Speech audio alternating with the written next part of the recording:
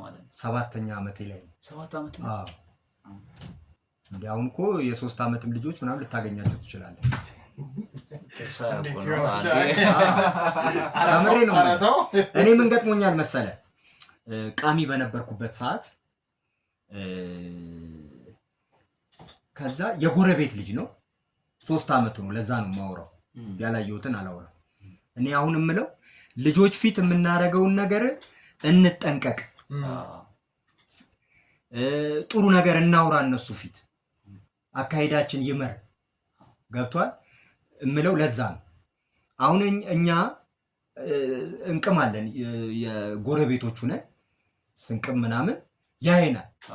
እና የሆነ ጊዜ ጠፋ ማለት ነው ከዛ አብሮኝ ነበር የሆነ ሰዓት ላይ ህፃኑ ልጅ አብሮኝ ነበር ጠፋ ተፈለገ ቤት ውስጥ ጓሮ የለ ሽንት ቤት ገብቶ ነው ምን ገብቶ ነው ያልተፈለገበት ቦታ የለም ከዛ ዞር ብዬ ሶፋ ስር ስገባ አገኘሁት አለ ዝም በል አለኝ በቃ በእጁ ጠቆማ እንዴ አፉን ይያዘ ከዛ እንዴ አልኩኝና እለዋለሁ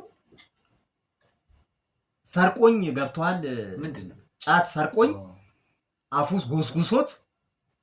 ነው ያገኘሁት ገብቶ ደነገጥኩኝ ገብቷል በደንብ አቃቃሟን ያቃታል ለውዝ ይዞ ምናምን የተደበቀው እና ሶፋ ስር ገብቶ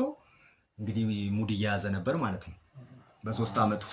ልጆች ፊት በተለይ የሚደረጉ ነገሮች ጥንቃቄ ይደረግባቸው በጣም ትልቅ መነሻ ነው ምክንያቱም ዮናታን ወደዚህ መንገድ ውስጥ ቀስ እያለ ሲጠልቅ በልጅነት